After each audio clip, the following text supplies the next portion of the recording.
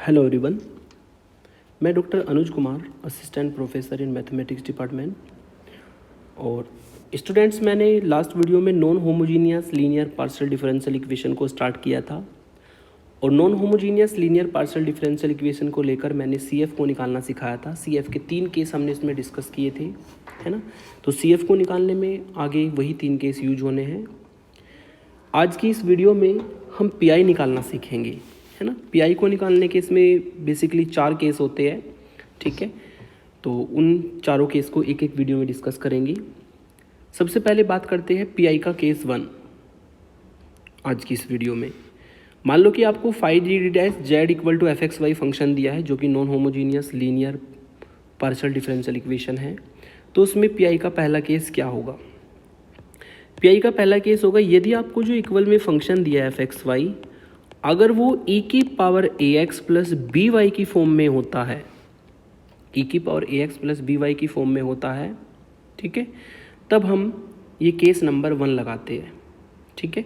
Case 1 क्या होता है? वो सिंपल है कि PI निकालेंगे। PI क्या होगा? 1 जो 5d(d) फंक्शन है वो लिखेंगे, और जो इक्वल वाला पोर्शन है e⁴ax + by वो लिख देंगे। और इसमें बहुत ही सिंपल सा काम है कि D को हमें यहाँ पर A रखना होता है और D' को हमें यहाँ पर B रखना होता है। A B कहाँ से मिलेंगे? ये x का कोफिशिएंट और y का जो कोफिशिएंट है। D को A रखना है और D' को B रखना है।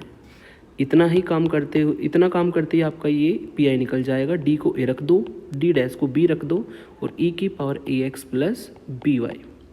लेकिन आपको ये ध्यान रखना है कि जो आपने D को A और D' को B रखा है वो हमारा ≠ 0 होना चाहिए, ठीक है।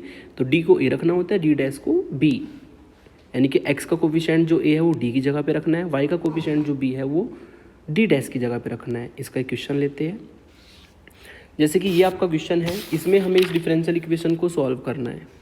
तो सॉल्यूशन में सबसे पहले तो हम यहाँ पर CF फाइंड करेंगे। और CF फाइंड करने का तरीका क्या होता है? CF को फाइंड करने के लिए हम लेफ्ट हैंड साइड को लीनियर फैक्टर में कन्वर्ट करते हैं। पहले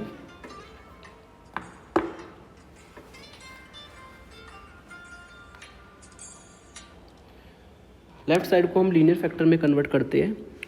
कैसे कन्वर्ट होगा? मैं मान लेता हूँ ये गिवन डिफरेंशियल इक्वेशन है। लीनियर फैक्टर में अगर कन्वर्ट करोगे तो ये मिलेगा आपको।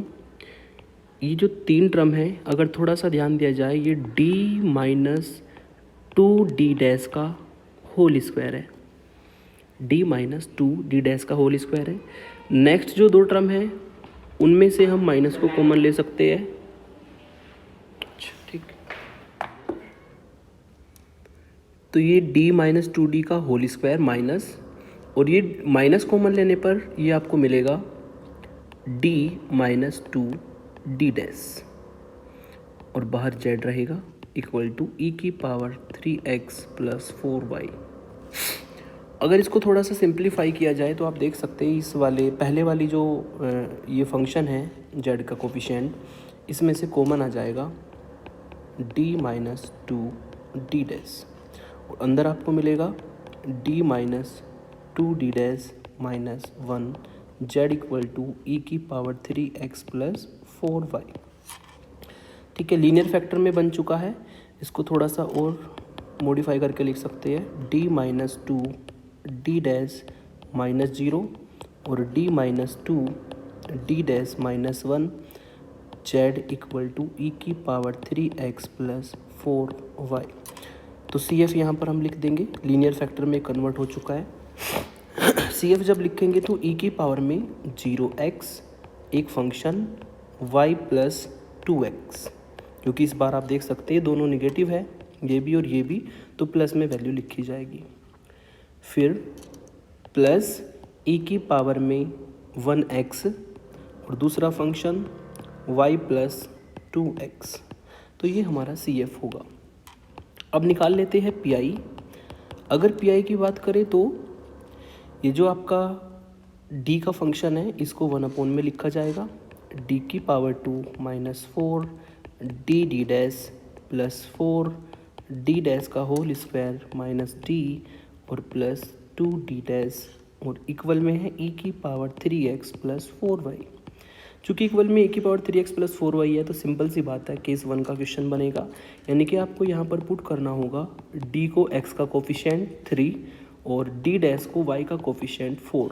जब आप इसको पुट करेंगे तो यहाँ पर आपको मिलता है e⁻³ + 4y, d को 3 रखने पर 9, d को 3 और d डैश को 4 रखने पर ये मिलेगा आपको 48 प्लस d डैश को 4 रखने पर 64 माइनस d को 3 रखना है और d डैश को 4 रखना है। अगर इसको सिंप्लीफाई किया जाए तो e⁻³ + 4y, इसको सिंप्लीफाई करने पर मिलेगा आपको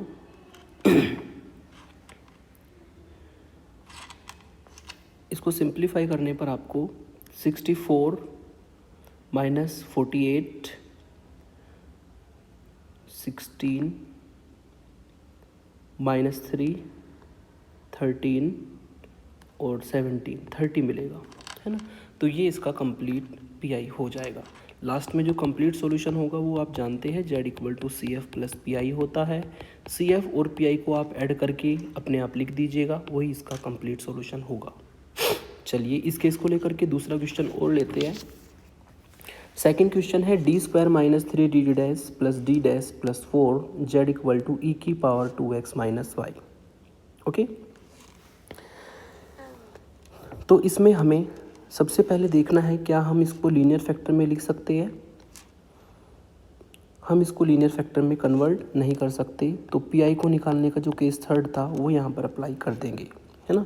लिख देते हैं हेयर, ये जो फंक्शन है d⁻³ 3d d dash plus d dash plus 4 can not be resolve into linear factor. इसको हम लीनियर फैक्टर में कन्वर्ट नहीं कर सकते of d and d dash में, ठीक है। तब इस केस में क्या होता है, तब हमें लेट करना होता है z को ae⁻hx + ky, ये हमें लेट करना होता है। फिर इसको हम इक्वेशन 1 में पुट करते हैं। अगर इसको इक्वेशन 1 में पुट करेंगे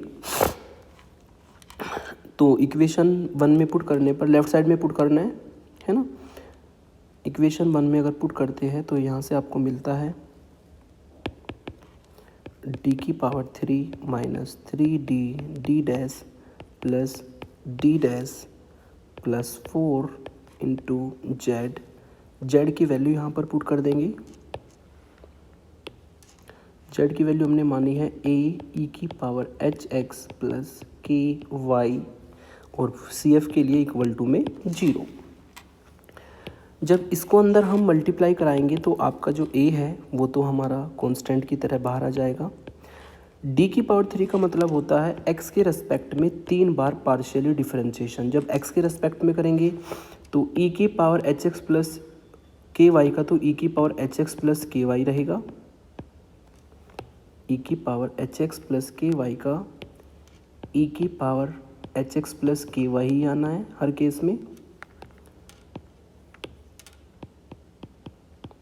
और 3 बार x के रेस्पेक्ट में करने पर आपको यहाँ पर h⁻³ मिलेगी, फिर -3। एक बार आपको करना है x के रेस्पेक्ट में जो कि d की वैल्यू है, एक बार करना है आपको y के रेस्पेक्ट में जो कि d डैश की वैल्यू है।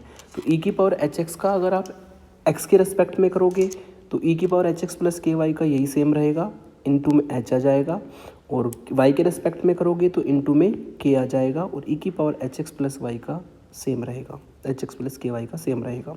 फिर d डैश का मतलब है y के रेस्पेक्ट में डिफरेंशिएशन, y के रेस्पेक्ट में करने पर e⁻hx + ky का सेम रहेगा, hx + ky का जब y के रेस्पेक्ट में करेंगे तो k आ जाएगा, hx का 0 होगा, कांस्टेंट होगा, और +4 वहाँ पर बचा है, इसको मैं थोड़ा इधर करके लिख देता हूँ।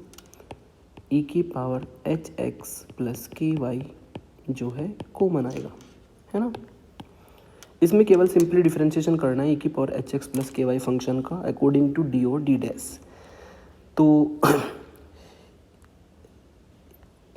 देयरफॉर तो यहाँ पर CF हमारा निकल चुका है। CF हमारा होगा z = CF हमारा बनेगा यहाँ पर जेड इक्वल टू समेशन ए ई की पावर एच एक्स प्लस के वाई।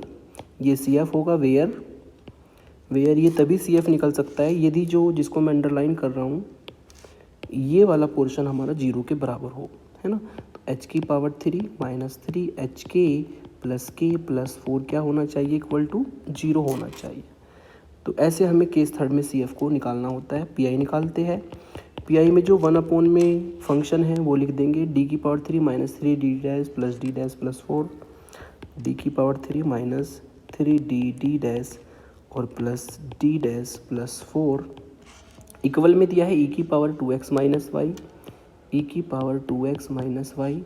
तो हमें यहाँ पर पुट करना है डी को 2 और डी डैश को -1, है ना। x का कोफिशिएंट 2 है तो d को 2 पुट करेंगे, y का कोफिशिएंट -1 है तो d डैश को -1 पुट करेंगे।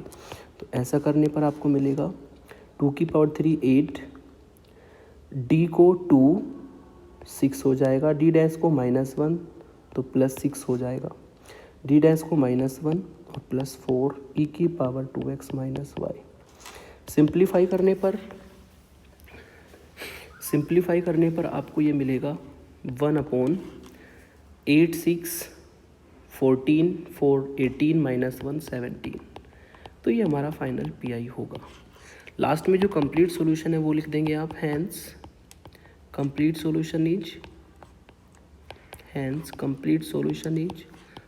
सॉल्यूशन होता है z equal to C F plus P I. जो सी एफ और पी आई है दोनों को आप ऐड करके लिख देंगे, वही हमारा कंप्लीट सॉल्यूशन होगा। यानी कि देयरफॉर जेड सी एफ की वैल्यू आपने निकाली थी समेशन ए ई की पावर एच एक्स प्लस के वाई, और पी आई की वैल्यू निकाली आपने 1/17 ई की पावर 2x माइनस वाई। और वेयर जो कंडीशन है आपकी सी एफ वाली वो भी लिखनी होती है h की पावर 3 माइनस 3 एच के और प्लस के प्लस 4, ये हमारा 0 के बराबर होना चाहिए। तो ये हमारा इसमें फाइनल आंसर होता है। तो आज की इस वीडियो में हमने डिस्कस किया है non homogeneous linear partial differential equation with constant coefficient के लिए पीआई का केस 1।